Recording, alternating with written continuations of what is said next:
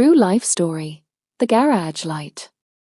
At 6:42 every morning, Diane turned on the kitchen light. Not because it was still dark, but because she liked knowing something in the house responded when she needed it. She was 61 and living in a quiet suburb outside Chicago. Same house for 28 years. Same mailbox. Same cracked driveway. Same garage light that flickered before turning fully on. Her husband, Mark, still worked part-time at the hardware store. He left early, said goodbye, closed the door gently. It wasn't a bad marriage. It just wasn't loud anymore. Her 2 sons lived in different states now. One in Texas. One in Ohio. They texted more than they called. Busy week, Mom. We'll call Sunday. Love you. Sunday calls were shorter every year. Diane used to fill her days without thinking. School drop-offs. Soccer practice. PTA meetings. Grocery lists longer than her patience. Now her grocery list fit on one sticky note. Eggs. Milk. Bread. Some afternoons she would walk past the garage and notice the old bikes still hanging on hooks. Dust on the tires. Helmets sitting on a shelf like time had paused. She told herself she liked the quiet. But quiet has layers. One Tuesday, she opened the garage just to move a box. The smell hit her first. Oil. Old wood. A faint trace of teenage cologne that never really leaves. She stood there longer than necessary. Then she did something small. She pulled one of the bikes down. The tires were flat. The chain was stiff. She didn't know why she chose that one. Maybe because it was the red one her youngest used to ride too fast down the driveway. She dragged it to the front yard and sat on the driveway with a pump she found in a drawer. A neighbor walking his dog slowed down. Getting back into cycling, he joked. She smiled politely. Just cleaning up. But she wasn't cleaning up. She was remembering. The sound of laughter. The slammed doors.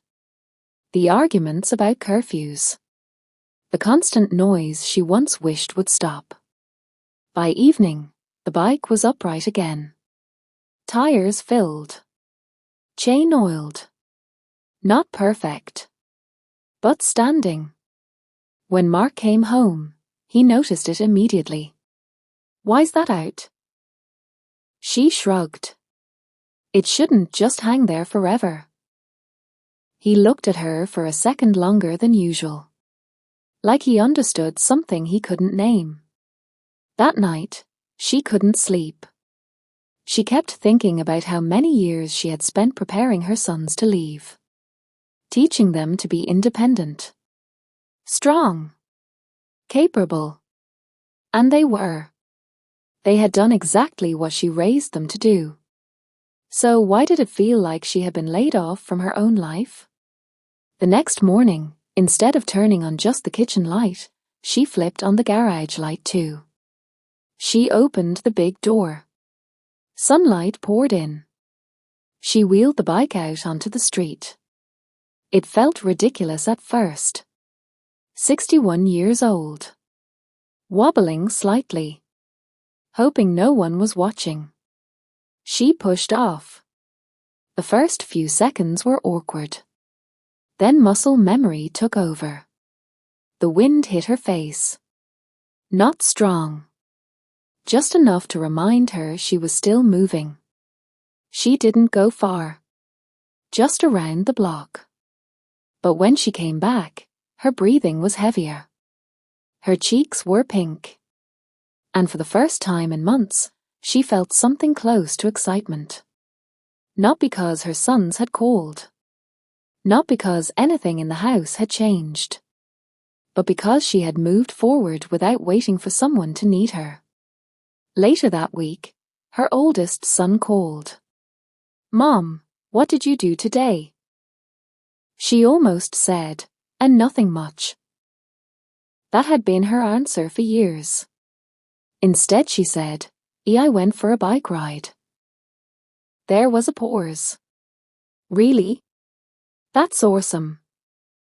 It was a small word. Awesome. But it felt different from a busy week. That night, she left the garage light on a little longer. Not because she was waiting for anyone to come home, but because she finally understood something. The house wasn't empty. It was just quiet enough for her to hear herself again. And this time, she wasn't going to turn the light off so quickly.